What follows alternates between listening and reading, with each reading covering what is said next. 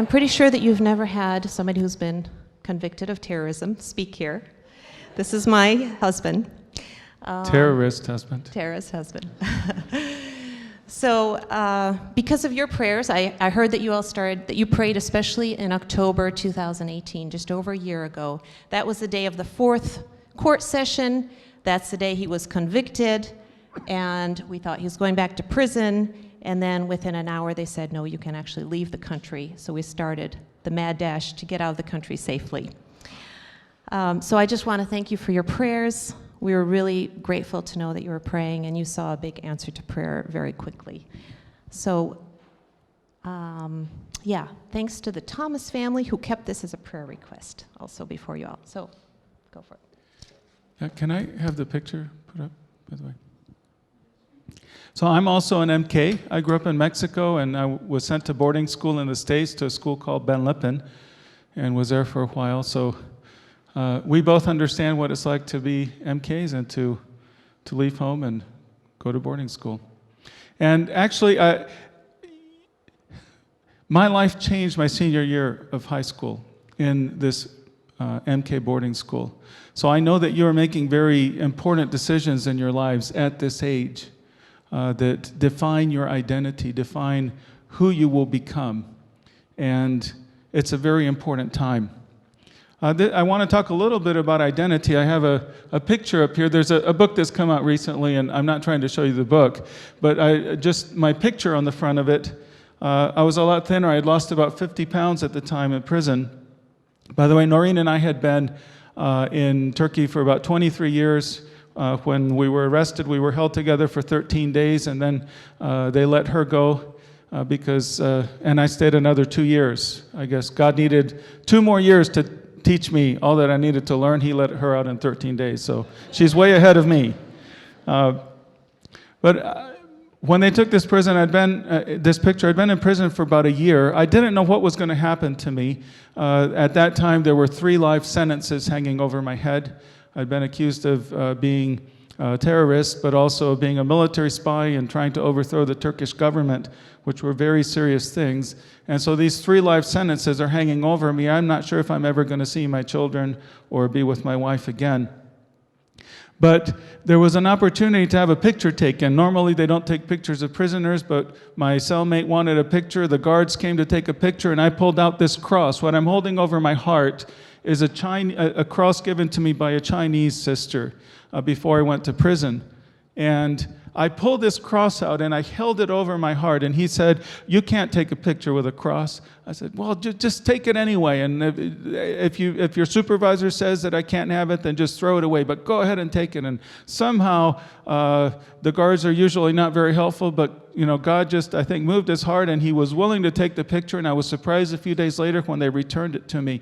But this was one of my happiest days, because so I'm in prison thinking I might be there the rest of my life, and I pull out this cross, and I think of many Chinese who have suffered because they're Christians, for the sake of Jesus, because of their faith, and thinking of all of those brothers and sisters who have stood for Jesus Christ in difficult circumstances. And I held that cross over my heart, and I look kind of happy, even though I have 3 life sentences hanging over me.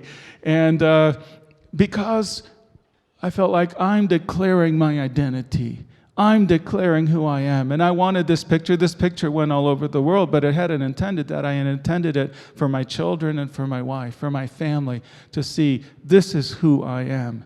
I am standing for Jesus Christ. I am suffering for Jesus Christ, and I'm not ashamed of this. In the newspapers and in the Turkish television, just so much in the media, propaganda campaigns saying that I hated Turks, that I was a spy, that I was there to divide the country, that I was evil. But I was standing for Jesus Christ. And I was happy because I thought, this is who I am. I'm Andrew of the cross, Andrew of Jesus Christ. And this was one of my happiest days in prison. In fact, we gave this, Noreen gave this picture to our lawyers who were sending the pictures around the world, and they said, "We can't use this picture. Andrew looks too happy." So the kids said, "Hey, Dad looks really good." So I know that you're making very important decisions in your life in these years. And so much of it is about identity. And I have a real burden for your generation. My youngest kid is 18 years old. A number of you are turning 18 this year, probably some of your seniors. And you're coming into a very different world from what I came into at your age. There's a lot more hostility to Christians, especially, I'll use the United States as an example. It used to be an elitist fringe who was clearly hostile to Christianity, but it has spread into the mainstream now. And increasingly, there are questions about truth. And a lot of young people are going around, it's my truth, your truth. What's your truth? And actually, God is the one who defines what is true. And so many people are removing that from God and taking that privilege to themselves, saying, I define what's true for myself. But God is the one who defines truth. He's the one who determines what is right and wrong, what is sin and what isn't. He also determines identity. There's so many questions now about gender, for example. God determines who we are. He says who we are. And as those who stand with Jesus, who are not ashamed of him, who do not apologize for identifying with Jesus, are increasingly being marginalized.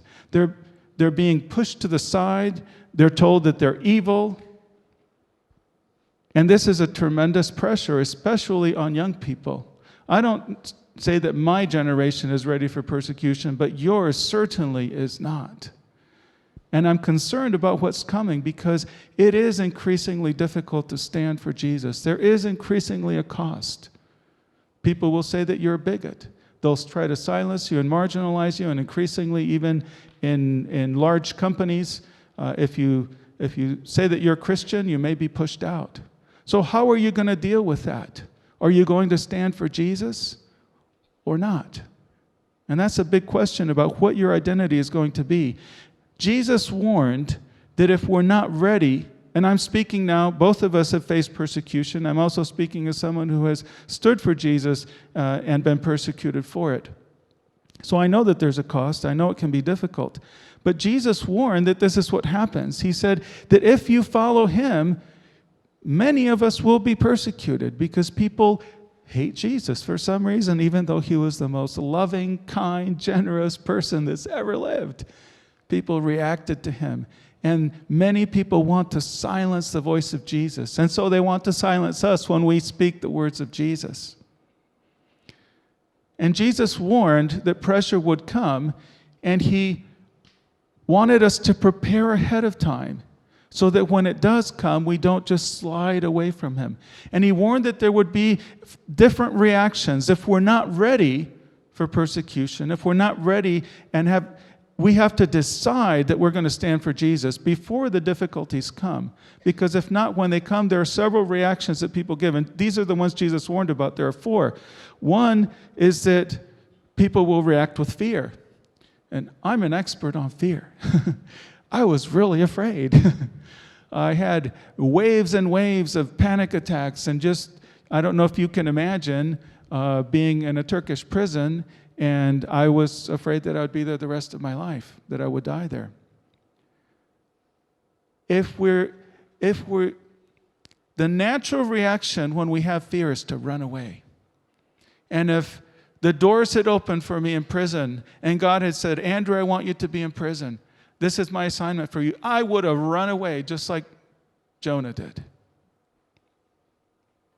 It took me about a year of fighting to surrender my will, to say again and again, God, if your assignment is for me to be in prison, if this is what you want for me, I don't want to be here. But then give me the strength so that I can persevere and endure. And I did this every day. And it was after fighting like this, day after day, trying to surrender my will and being willing to suffer for Jesus, it was only then that I got to a point where I was willing to remain in prison. The point is that you have to decide ahead of time if you're going to stand for Jesus or not, whether you're going to be faithful to him or not. Otherwise, when something comes, hardship comes, the reaction is to run away. And so you have to have an anchor to hold on to. decisions you've made ahead of time. Another thing that happens if we're not ready to stand, if we haven't made those decisions, is that we will be easily deceived. This is what Jesus said. And if you go, I'm familiar with the church in the States now. There are many churches you'll go to. People are looking for teachers who will help them to justify compromise, who will give them teaching that will allow them to do whatever they want to, or the things that will keep them from, help them to compromise so they won't be pressured. And people will seek these kinds of teachers out and they will be deceived. Another one may surprise you. Jesus said that if we're not ready when hardship comes, a lot of people will fall into drunkenness and sexual immorality. You think, why would that happen? Because when hardship comes, we want to escape it. And so those things are a form of escapism. And another one is that we become offended. We become offended at the things God allows, and we become offended when we sometimes don't feel God's presence and His strength. And I think that a number of you here probably have a lot of questions about God. And there are things that have offended you, offense you hold toward God. And I'm also an expert on being offended at God. Because I had a very hard time in prison. A lot of times I would read in biographies of very strong missionaries. These guys are my heroes. These people are my heroes. And in hardship, they were very strong and they persevered and they had a lot of joy and they had a lot of strength. And I thought when I was put in prison, that's going to be my experience. And I had people write to me and say, Andrew, be like Paul and Silas. Do you remember them? Because they were put in jail for Paul and Silas, right? Yes. Paul and Silas, they were put in jail and they were singing, right? Do you remember that? People said, be like them. I thought, yeah, but they were only in jail for one night. I didn't feel joy. I didn't feel strength. I didn't feel grace. I had grace, but it was an unfelt grace. And what really surprised me is that I had run after God's presence for years. There are different ways that we experience God's presence. So we know that God is everywhere. That's one way. And another is, Jesus said, where 2 or 3 believers are gathered together in my name, I'm there. That we experience God in a different way. Another way is that God is present in us through His Holy Spirit, so He lives in me. But then there are other ways that He allows us to sense, to experience His presence. And an example would be in when the temple was dedicated, Solomon's temple. There said God's presence descended like a cloud, and it was so heavy, so powerful that the priests could not. They couldn't even go in the temple. It was so powerful. And I thought, this is the kind of experience I want. I want to experience God's glory. And I became hungry to have intimacy with Him and to feel Him, to sense Him. And I did. I ran after Him for many years, and I had many experiences with God. And what really surprised me is that when I went to prison, suddenly that stopped. And I thought, God, this is the most difficult time of my life. I'm barely hanging on.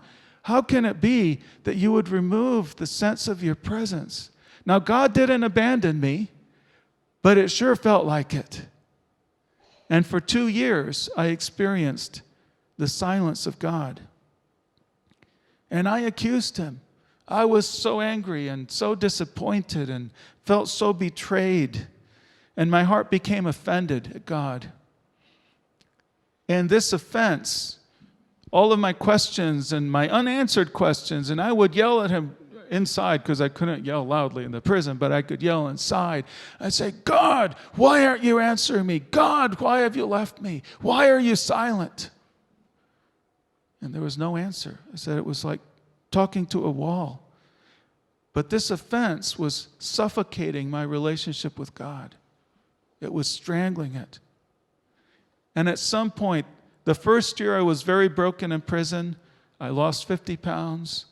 I struggled with suicide. I was really broken.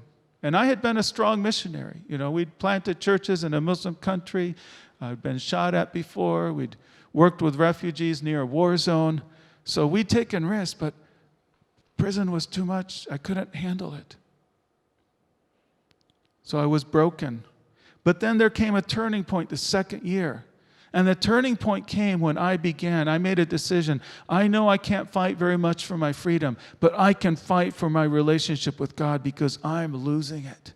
And I made a decision. I said, whatever you do or don't do, God, I'm going to follow you. Whether you speak to me or not, I will follow you. Whether you give me your presence or not, I'm going to follow you.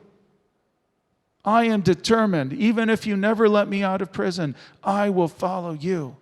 And that was a turning point. I began to fight. And I focused myself on God throughout the day. I decided that I would turn my face toward Him rather than away from Him. And each one of you, as you go through difficulties, is going to have the same choice. And you have a choice. Whatever your circumstances, no matter how dark they are, you either turn toward God or you turn away from Him. And it says, I turned toward Him. That set me up so that I could begin to receive from Him. One of the very important things I did for me was I imagined a box, a lockbox.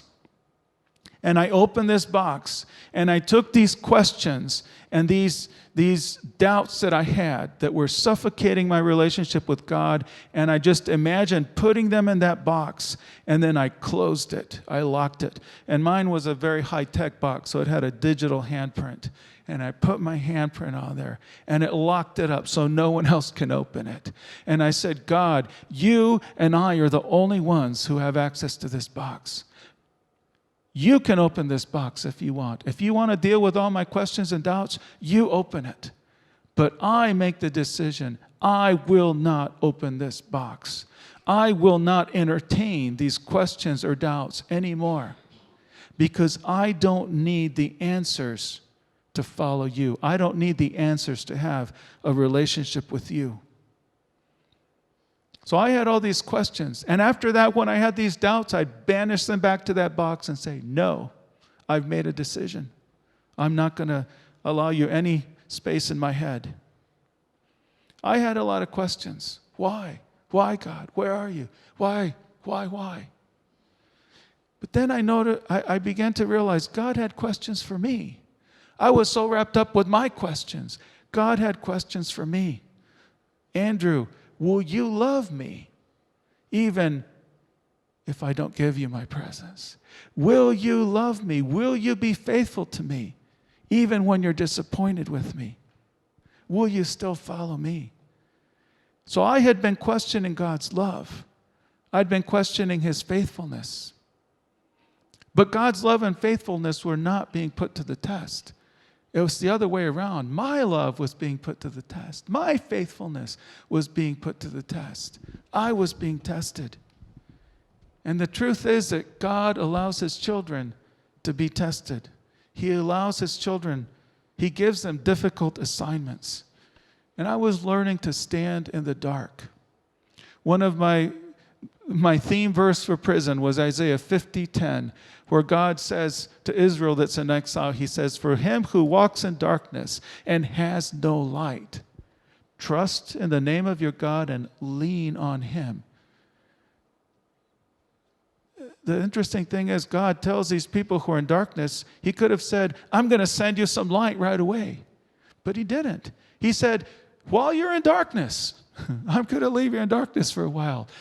Trust in me and lean into God. And this is what I had to learn to do, was stand in the darkness of that prison and lean on Him.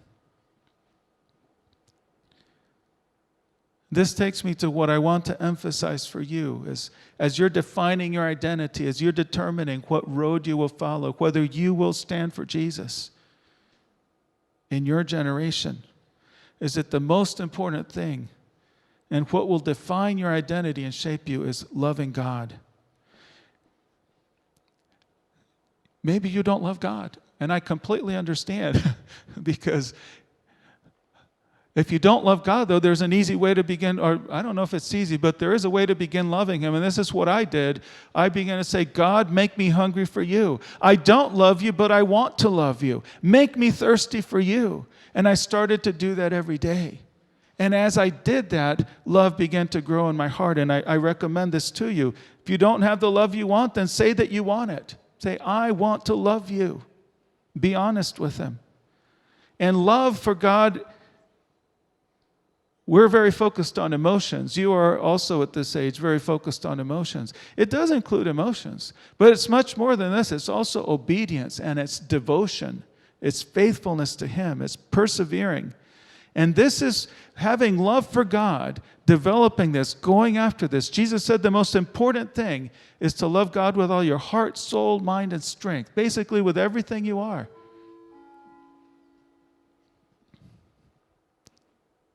And this is what will fuel faithfulness. This is what will fuel perseverance and help you to stand when things become difficult. If I focus on loving God, if I focus on getting this thing right, it doesn't mean that my life will be easy, but it means that everything else will come into the right alignment. So now as you're making decisions at this age, they're going to shape your life. If you get this right, if you make the goal of your life, the one thing you will focus on, to love God, to cultivate this devotion to Him, everything else in your life will come into the right alignment. It won't be easy, but it will be the right alignment. So you are going into a hostile world. You will be challenged. I guarantee it. And this love for God is what will help you to stand. I can summarize it by saying a lover is willing to suffer for the one he loves. A lover will suffer for the one he loves. If you love God, you'll be willing to stand for Him. And the truth is that God has many servants, but He doesn't have many lovers. So decide, will you be a lover of God? Yeah, I think we're out of time here, basically. So let me just say just a couple sentences. I wasn't prepared for what came. We couldn't have expected this. It didn't happen in Turkey. So I wasn't prepared. On the other hand, I wasn't completely unprepared either. Yeah. Because I had been making it a priority to spend time with God. And I would just urge you all to do this. You can hear about God, but you want to hear from Him, and you want to be talking to Him. So I don't know what's ahead of you all, but I urge you, as part of getting to know Him, part of loving Him, is to spend time with Him, time in His presence. Just determine that you're going to pursue Him. And what I can say, I guarantee that if you pursue this in your life, if you make this decision, anything that you give to God, you might, as you're going through hard times, you might think, what am I doing? This is for the birds. There's nothing to be gained here. But if you pursue in this, you will not have any regrets. I can say that we have no regrets going through this 2-year time in a prison time in Turkey. And that's just the grace of God. So I urge you, and I want to, can I just quickly pray for them and you pray? Yeah, I want to just pray a prayer over you all that I believe God gave me, and I now use it for our family regularly. Lord, I pray for everyone here. Lord, each one, bring them near to you. May they draw close, and may they devote themselves to being close to you for their whole lives, in the name of Jesus. And God, I ask that you raise up warriors for you. I ask that you raise up courageous men and women for you from this group, and lovers for you, lovers of God. I pray for all who are struggling with offense, that they lay down their demand to have the answers, and that they run to you and embrace you. I ask for encounters, that these students will encounter your presence. And I want to pray over you what I prayed for myself almost every day in prison and for my children. Father God, pour out on your sons and daughters here in this room, pour out the strength and the courage, the determination, the perseverance and the endurance of Jesus. Pour the Spirit of Jesus into everyone here, that we may run the race set before us and finish well, purified in the fires of faithful obedience, tested and found worthy of our beloved, of Jesus, the King of glory. So I ask for an impartation of perseverance and also of intimacy with you, Jesus. And I bless you in the name of my King. Amen.